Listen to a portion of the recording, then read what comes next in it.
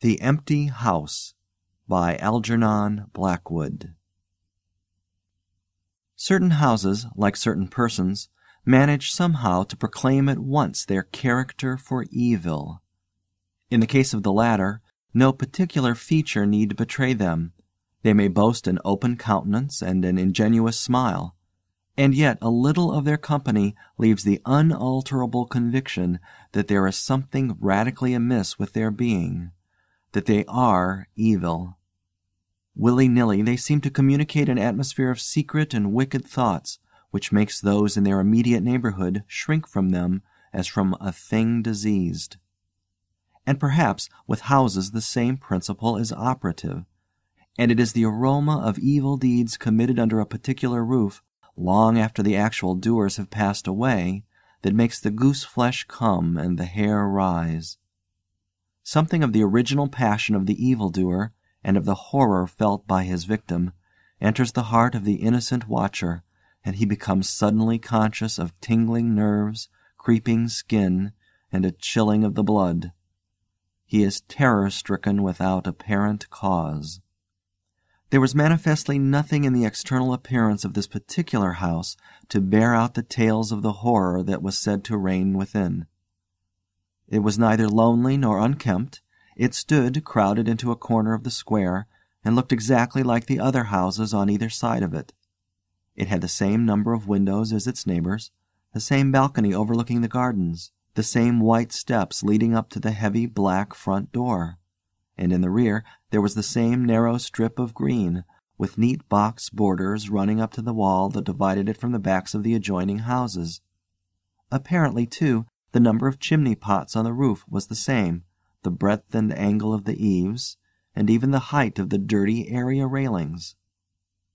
And yet this house in the square, that seemed precisely similar to its 50 ugly neighbors, was as a matter of fact entirely different, horribly different. Wherein lay this marked invisible difference is impossible to say. It cannot be ascribed wholly to the imagination, because persons who had spent some time in the house, knowing nothing of the facts, had declared positively that certain rooms were so disagreeable that they would rather die than enter them again, and that the atmosphere of the whole house produced in them symptoms of a genuine terror, while the series of innocent tenants who had tried to live in it and been forced to decamp at the shortest possible notice was indeed little less than a scandal in the town. When Shorthouse arrived to pay a week-end visit to his Aunt Julia in her little house on the sea-front at the other end of the town, he found her charged to the brim with mystery and excitement. He had only received her telegram that morning, and he had come anticipating boredom, but the moment he touched her hand and kissed her apple-skin wrinkled cheek, he caught the first wave of her electric condition. The impression deepened when he learned that there were to be no other visitors, and that he had been telegraphed for with a very special object. Something was in the wind, and the something would doubtless bear fruit, for this elderly spinster aunt, with a mania for psychical research, had brains as well as will-power, and by hook or by crook she usually managed to accomplish her ends. The revelation was made soon after tea, when she sidled close up to him as they paced slowly along the sea-front in the dusk. "I've got the keys," she announced in a delighted yet half-awesome voice. "Got them till Monday." "The keys of the bathing machine, or?" he asked innocently, looking from the sea to the town. Nothing brought her so quickly to the point as feigning stupidity. "Neither," she whispered. "I've got the keys of the haunted house in the square, and I'm going there tonight." Shorthouse was conscious of the slightest possible tremor down his back. He dropped his teasing tone. Something in her voice and manner thrilled him. She was in earnest. "But you can't go alone," he began. "That's why I wired for you," she said with decision. He turned to look at her. The ugly, lined, enigmatical face was alive with excitement. There was the glow of genuine enthusiasm round it like a halo. The eyes shone. He caught another wave of her excitement, and a second tremor, more marked than the first, accompanied it. "Thanks, Aunt Julia," he said politely. "Thanks awfully." "I should not dare to go quite alone," she went on, raising her voice, "but with you I should enjoy it immensely. You're afraid of nothing, I know." "Thanks so much," he began again. Is anything likely to happen?" "A great deal has happened," she whispered, "though it's been most cleverly hushed up. 3 tenants have come and gone in the last few months, and the house is said to be empty for good now." In spite of himself, Shorthouse became interested. His aunt was so very much in earnest. "The house is very old indeed," she went on, "and the story, an unpleasant one, dates a long way back.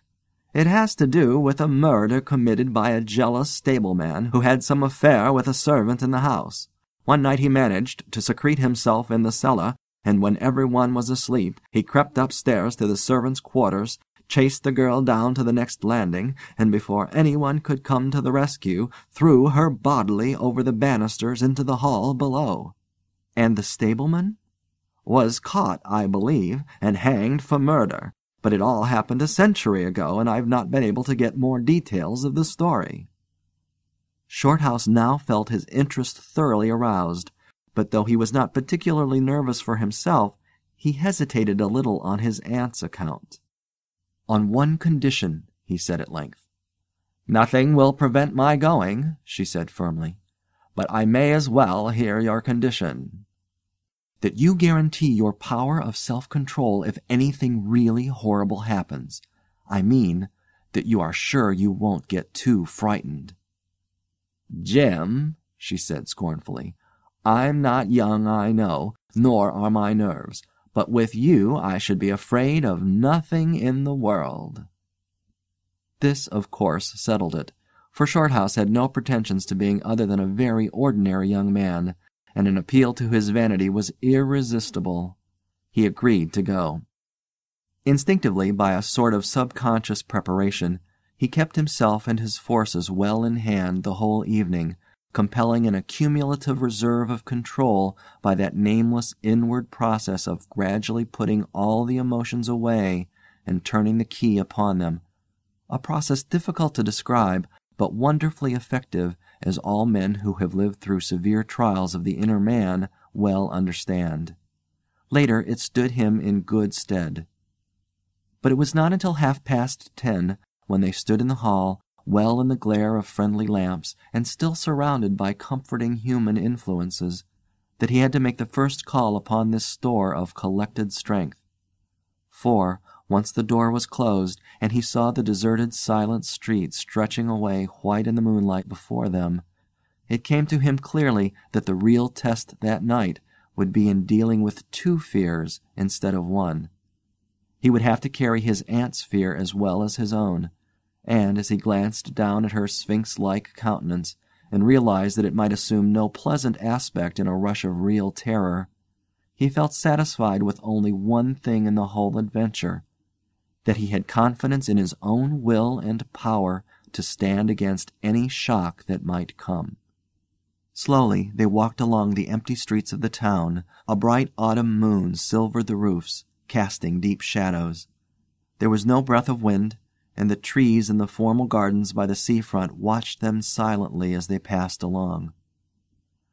To his aunt's occasional remarks Shorthouse made no reply, realizing that she was simply surrounding herself with mental buffers, saying ordinary things to prevent herself thinking of extraordinary things. Few windows showed lights, and from scarcely a single chimney came smoke or sparks. Shorthouse had already begun to notice everything, even the smallest details. Presently they stopped at the street corner and looked up at the name on the side of the house full in the moonlight, and with one accord, but without remark, turned into the square and crossed over to the side of it that lay in shadow. "The number of the house is 13, whispered a voice at his side, and neither of them made the obvious reference, but passed across the broad sheet of moonlight and began to march up the pavement in silence. It was about halfway up the square that Shorthouse felt an arm slipped quietly but significantly into his own, and knew that their adventure had begun in earnest, and that his companion was already yielding imperceptibly to the influences against them. She needed support. A few minutes later they stopped before a tall, narrow house that rose before them into the night, ugly in shape and painted a dingy white. Shutterless windows without blinds stared down upon them, shining here and there in the moonlight. There were weather streaks in the wall and cracks in the paint, and the balcony bulged out from the first floor a little unnaturally. But beyond this generally forlorn appearance of an unoccupied house, there was nothing at first sight to single out this particular mansion for the evil character it had most certainly acquired. Taking a look over their shoulders to make sure they had not been followed, they went boldly up the steps and stood against the huge black door that fronted them forbiddingly. But the first wave of nervousness was now upon them, and Shorthouse fumbled a long time with the key before he could fit it into the lock at all. For a moment, if truth were told, they both hoped it would not open, for they were a prey to various unpleasant emotions as they stood there on the threshold of their ghostly adventure. Shorthouse, shuffling with the key and hampered by the steady weight on his arm, certainly felt the solemnity of the moment. It was as if the whole world, for all experience seemed at that instant concentrated in his own consciousness, were listening to the grating noise of that key. A stray puff of wind wandering down the empty street woke a momentary rustling in the trees behind them, but otherwise this rattling of the key was the only sound audible. And at last it turned in the lock, and the heavy door swung open and revealed a yawning gulf of darkness beyond. With a last glance at the moonlit square, they passed quickly in, and the door slammed behind them with a roar that echoed prodigiously through empty halls and passages. But instantly, with the echoes, another sound made itself heard, and Aunt Julia leaned suddenly so heavily upon him that he had to take a step backwards to save himself from falling. A man had coughed close beside them, so close that it seemed they must have been actually by his side in the darkness. With the possibility of practical jokes in mind, Shorthouse at once swung his heavy stick in the direction of the sound, but it met nothing more solid than air. He heard his aunt give a little gasp beside him. "There's someone here," she whispered. "I heard him." "Be quiet," he said sternly. "It was nothing but the noise of the front door." "Oh, get a light, quick," she added, as her nephew, fumbling with a box of matches, opened it upside down and let them all fall with a rattle onto the stone floor. The sound, however, was not repeated, and there was no evidence of retreating footsteps. In another minute they had a candle burning, using an empty end of a cigar case as a holder, and when the first flare had died down he held the impromptu lamp aloft and surveyed the scene. And it was dreary enough in all conscience, for there is nothing more desolate in all the abodes of men than an unfurnished house dimly lit, silent, and forsaken, and yet tenanted by rumor with the memories of evil and violent histories. They were standing in a wide hallway. On their left was the open door of a spacious dining room, and in front the hall ran, ever narrowing into a long, dark passage that led apparently to the top of the kitchen stairs. The broad, uncarpeted staircase rose in a sweep before them, everywhere draped in shadows, except for a single spot about halfway up, where the moonlight came in through the window and fell on a bright patch on the boards.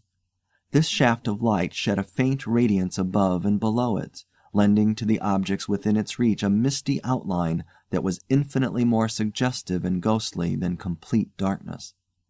Filtered moonlight always seems to paint faces on the surrounding gloom, and as Shorthouse peered up into the well of darkness and thought of the countless empty rooms and passages in the upper part of the old house, he caught himself longing again for the safety of the moonlit square, or the cozy, bright drawing-room they had left an hour before. Then, realizing that these thoughts were dangerous, he thrust them away again and summoned all his energy for concentration on the present. "Aunt Julia," he said aloud, severely, "we must now go through the house from top to bottom and make a thorough search." The echoes of his voice died away slowly all over the building, and in the intense silence that followed he turned to look at her. In the candlelight he saw that her face was already ghastly pale, but she dropped his arm for a moment and said in a whisper, stepping close in front of him, I agree. We must be sure there's no one hiding. That's the first thing." She spoke with evident effort, and he looked at her with admiration. "You feel quite sure of yourself? It's not too late." "I think so," she whispered, her eyes shifting nervously toward the shadows behind. "Quite sure. Only one thing." "What's that?" "You must never leave me alone for an instant." "As long as you understand that any sound or appearance must be investigated at once, for to hesitate means to admit fear. That is fatal." "Agreed," she said a little shakily, after a moment's hesitation. "I'll try." Arm in arm, Shorthouse holding the dripping candle and the stick, while his aunt carried the cloak over her shoulders, figures of utter comedy to all but themselves, they began a systematic search. Stealthily, walking on tiptoe and shading the candle lest it should betray their presence through the shutterless windows, they went first into the big dining room. There was not a stick of furniture to be seen. Bare walls, ugly mantelpieces, and empty grates stared at them.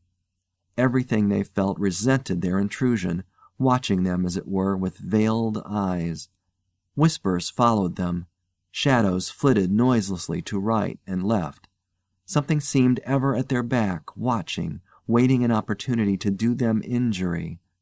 There was the inevitable sense that operations which went on when the room was empty had been temporarily suspended till they were well out of the way again. The whole dark interior of the old building seemed to become a malignant presence that rose up, warning them to desist and mind their own business. Every moment the strain on the nerves increased. Out of the gloomy dining room they passed through large folding doors into a sort of library or smoking room, wrapped equally in silence, darkness, and dust, and from this they regained the hall near the top of the back stairs. Here a pitch-black tunnel opened before them into the lower regions, and, it must be confessed, they hesitated, but only for a minute. With the worst of the night still to come, it was essential to turn from nothing. Aunt Julia stumbled at the top step of the dark descent, ill lit by the flickering candle, and even Shorthouse felt at least half the decision go out of his legs. "Come on," he said peremptorily, and his voice ran on and lost itself in the dark, empty spaces below. "I'm coming," she faltered, catching his arm with unnecessary violence. They went a little unsteadily down the stone steps, a cold, damp air meeting them in the face, close and malodorous. The kitchen, into which the stairs led along a narrow passage, was large, with a lofty ceiling. Several doors opened out of it, some into cupboards with empty jars still standing on the shelves, and others into horrible little ghostly back offices, each colder and less inviting than the last. Black beetles scurried over the floor, and once, when they knocked against the deal table standing in a corner, something about the size of a cat jumped down with a rush and fled, scampering across the stone floor into the darkness. Everywhere there was a sense of recent occupation, an impression of sadness and gloom. Leaving the main kitchen, they next went toward the scullery. The door was standing ajar, and as they pushed it open to its full extent, Aunt Julia uttered a piercing scream, which she instantly tried to stifle by placing her hand over her mouth. For a second Shorthouse stood stock still, catching his breath. He felt as if his spine had suddenly become hollow, and someone had filled it with particles of ice. Facing them, directly in their way between the doorposts, stood the figure of a woman. She had disheveled hair and wildly staring eyes, and her face was terrified and white as death. She stood there motionless for the space of a single second. Then the candle flickered and she was gone utterly, and the door framed nothing but empty darkness. "Only the beastly jumping candlelight," he said quickly, in a voice that sounded like someone else's and was only half under control. "Come on, Aunt, there's nothing there." He dragged her forward. With a clattering of feet and a great appearance of boldness, they went on, but over his body the skin moved as if crawling ants covered it, and he knew by the weight on his arm that he was supplying the force of locomotion for two. The scullery was cold, bare, and empty, more like a large prison cell than anything else. They went round it, tried the door into the yard and the windows, but found them all fastened securely. His aunt moved beside him like a person in a dream. Her eyes were tightly shut, and she seemed merely to follow the pressure of his arm. Her courage filled him with amazement. At the same time he noticed that a certain odd change had come over her face, a change which somehow evaded his power of analysis. "There's nothing here, Auntie," he replied aloud quickly. "Let's go upstairs and see the rest of the house. Then we'll choose a room to wait up in." She followed him obediently, keeping close to his side, and they locked the kitchen door behind them. It was a relief to get up again. In the hall there was more light than before, for the moon had travelled a little further down the stairs. Cautiously they began to go up into the dark vault of the upper house, the boards creaking under their weight. On the first floor they found the large double drawing-rooms, a search of which revealed nothing. Here also was no sign of furniture or recent occupancy, nothing but dust and neglect and shadows. They opened the big folding doors between front and back drawing-rooms, and then came out again to the landing and went on upstairs. They had not gone up more than a dozen steps when they both simultaneously stopped to listen, looking into each other's eyes with a new apprehension across the flickering candle flame. From the room they had left hardly 10 seconds before came the sound of doors quietly closing. It was beyond all question they heard the booming noise that accompanies the shutting of heavy doors, followed by the sharp catching of the latch. "We must go back and see," said Shorthouse briefly, in a low tone, and turning to go downstairs again. Somehow she managed to drag after him, her feet catching in her dress, her face livid. When they entered the front drawing-room it was plain that the folding doors had been closed half a minute before. Without hesitation Shorthouse opened them. He almost expected to see someone facing him in the back room, but only darkness and cold air met him. They went through both rooms, finding nothing unusual. They tried in every way to make the doors close of themselves, but there was not wind enough even to set the candle flame flickering. The doors would not move without strong pressure. All was silent as the grave. Undeniably the rooms were utterly empty, and the house utterly still. "It's beginning," whispered a voice at his elbow, which he hardly recognized as his aunt's. He nodded acquiescence, taking out his watch to note the time. It was 15 minutes before midnight. He made the entry of exactly what had occurred in his notebook, setting the candle in its case upon the floor in order to do so. It took a moment or two to balance it safely against the wall. Aunt Julia always declared that at this moment she was not actually watching him, but had turned her head towards the inner room, where she fancied she heard something moving. But at any rate both positively agreed that there came a sound of rushing feet, heavy and very swift, and the next instant the candle was out. But to Shorthouse himself had come more than this, and he has always thanked his fortunate stars that it came to him alone, and not to his aunt too. For, as he rose from the stooping position of balancing the candle, and before it was actually extinguished, a face thrust itself forward so close to his own that he could almost have touched it with his lips. It was a face working with passion, a man's face, dark, with thick features, and angry, savage eyes. It belonged to a common man, and it was evil in its ordinary normal expression, no doubt, but as he saw it, alive with intense, aggressive emotion, it was a malignant and terrible human countenance. There was no movement of the air, nothing but the sound of rushing feet, stockinged or muffled feet, the apparition of the face, and the almost simultaneous extinguishing of the candle. In spite of himself, Shorthouse uttered a little cry, nearly losing his balance as his aunt clung to him with her whole weight in one moment of real, uncontrollable terror. She made no sound, but simply seized him bodily. Fortunately, however, she had seen nothing, but had only heard the rushing feet, for her control returned almost at once, and he was able to disentangle himself and strike a match. The shadows ran away on all sides before the glare, and his aunt stooped down and groped for the cigar case with the precious candle.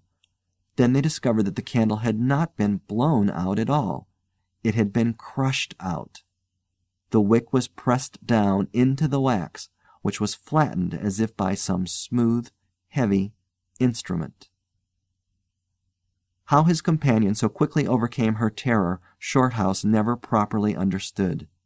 But his admiration for her self-control increased tenfold, and at the same time served to feed his own dying flame, for which he was undeniably grateful. Equally inexplicable to him was the evidence of physical force they had just witnessed. He at once suppressed the memory of stories he had heard of physical mediums and their dangerous phenomena, for if these were true, and either his aunt or himself was unwittingly a physical medium, it meant that they were simply aiding to focus the forces of a haunted house already charged to the brim.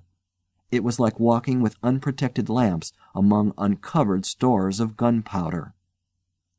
So, with as little reflection as possible, he simply relit the candle and went up to the next floor. The arm in his trembled, it is true, and his own tread was often uncertain, but they went on with thoroughness, and after a search revealing nothing, they climbed the last flight of stairs to the top floor of all. Here they found a perfect nest of small servants' rooms, with broken pieces of furniture, dirty cane-bottomed chairs, chests of drawers, cracked mirrors, and decrepit bedsteads. The rooms had low sloping ceilings already hung here and there with cobwebs, small windows, and badly plastered walls, a depressing and dismal region which they were glad to leave behind. It was on the stroke of midnight when they entered a small room on the third floor, close to the top of the stairs, and arranged to make themselves comfortable for the remainder of their adventure. It was absolutely bare, and was said to be the room, then used as a clothes closet, into which the infuriated groom had chased his victim and finally caught her. Outside, across the narrow landing, began the stairs leading up to the floor above, and the servants' quarters where they had just searched. In spite of the chilliness of the night, there was something in the air of this room that cried for an open window. But there was more than this. Shorthouse could only describe it by saying that he felt less master of himself here than in any other part of the house.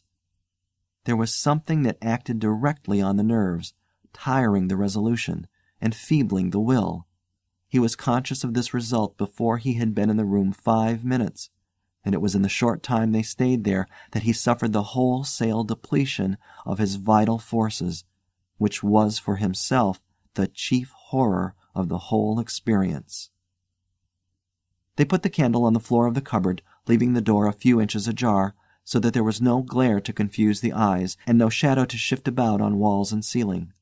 Then they spread the cloak on the floor and sat down to wait, with their backs against the wall. Shorthouse was within 2 feet of the door onto the landing. His position commanded a good view of the main staircase leading down into the darkness, and also of the beginning of the servants' stairs going to the floor above. The heavy stick lay beside him, within easy reach. The moon was now high above the house. Through the open window they could see the comforting stars like friendly eyes watching in the sky. One by one the clocks of the town struck midnight, and when the sounds died away the deep silence of a windless night fell again over everything.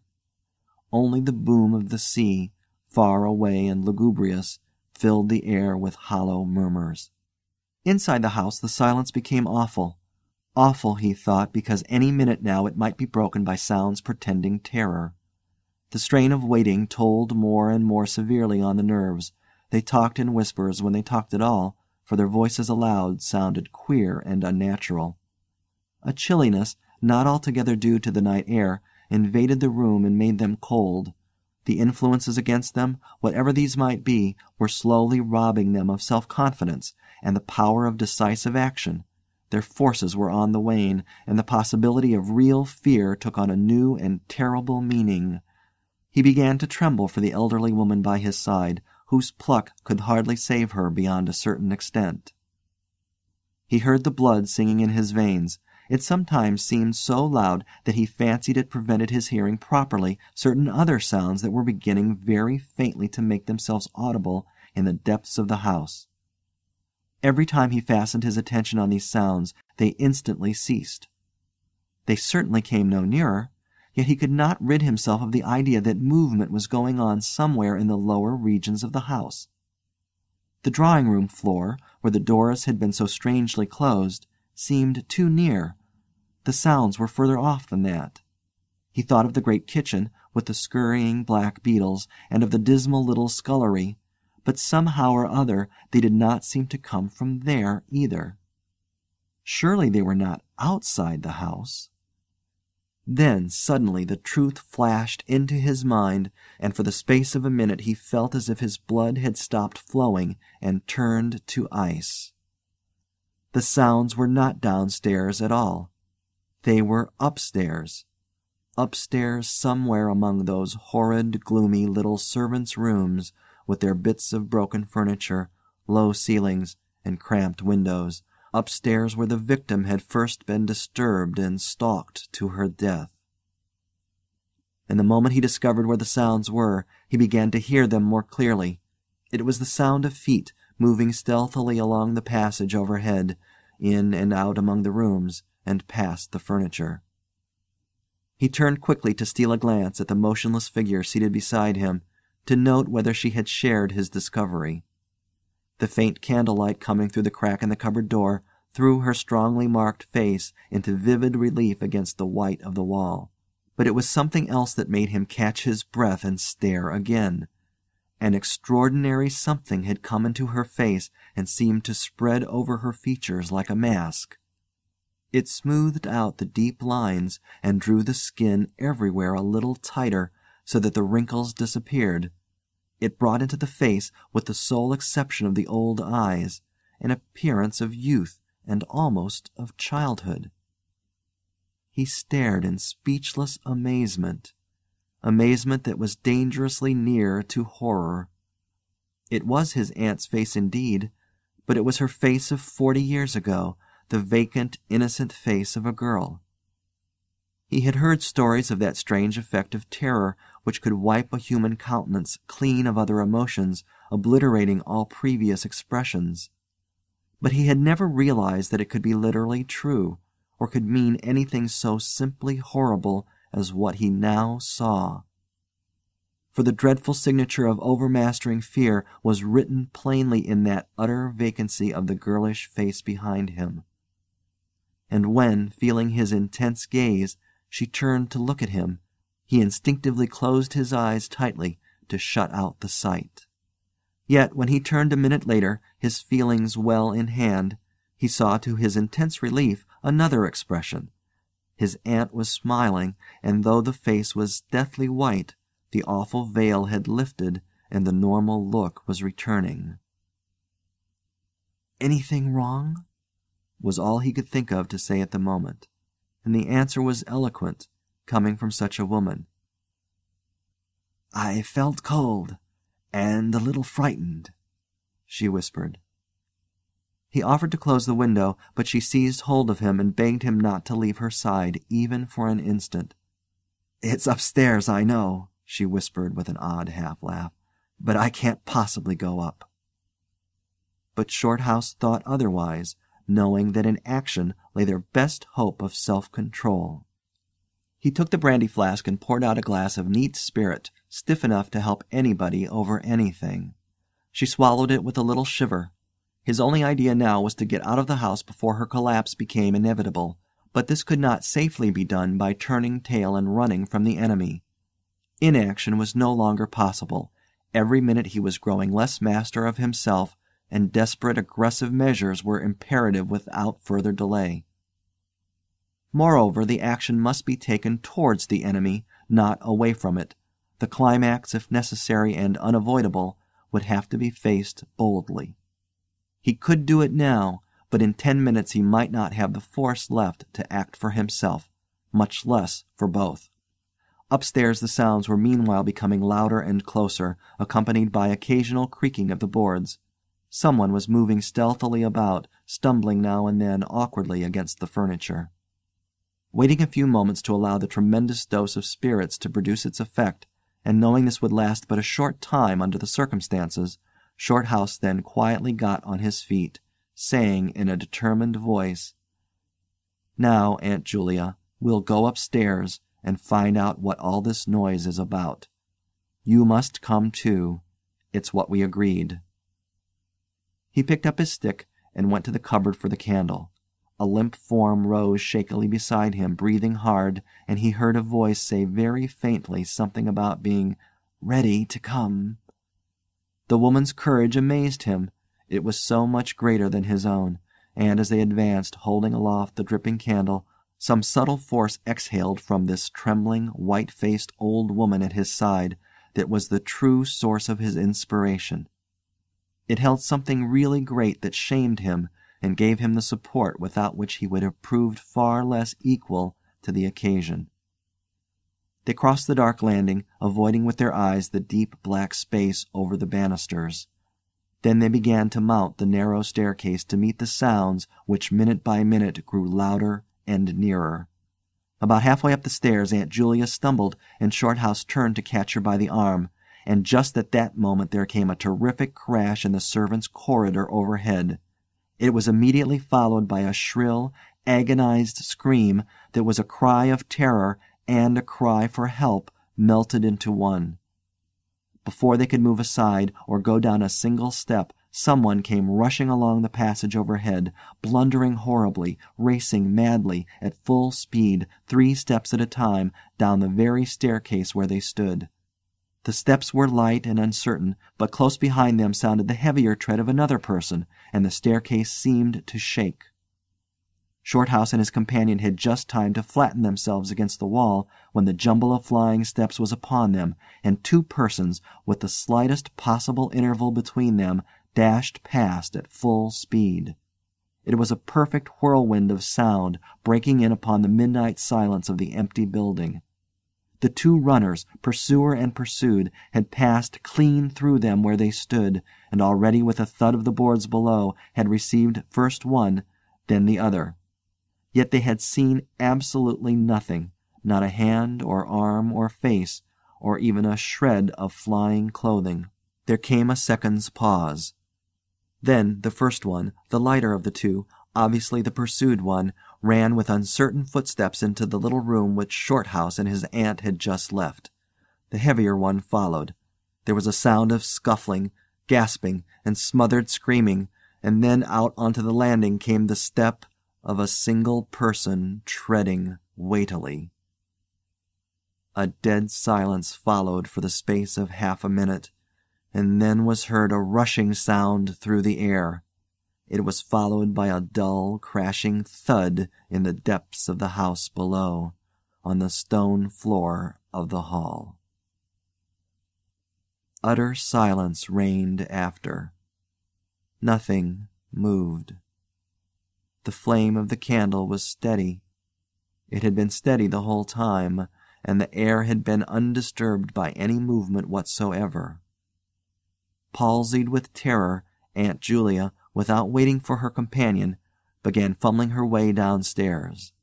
She was crying gently to herself, and when Shorthouse put his arm around her and half carried her, he felt that she was trembling like a leaf. He went into the little room and picked up the cloak from the floor, and, arm in arm, walking very slowly, without speaking a word or looking once behind them, they marched down the 3 flights into the hall. In the hall they saw nothing, but the whole way down the stairs they were conscious that someone was following them, step by step. When they went faster, it was left behind, and when they went more slowly, it caught them up. But never once did they look behind to see, and at each turning of the staircase they lowered their eyes for fear of the following horror they might see upon the stairs above. With trembling hands, Shorthouse opened the front door, and they walked out into the moonlight and drew a deep breath of the cool night air blowing in from the sea. End of The Empty House by Algernon, Blackwood.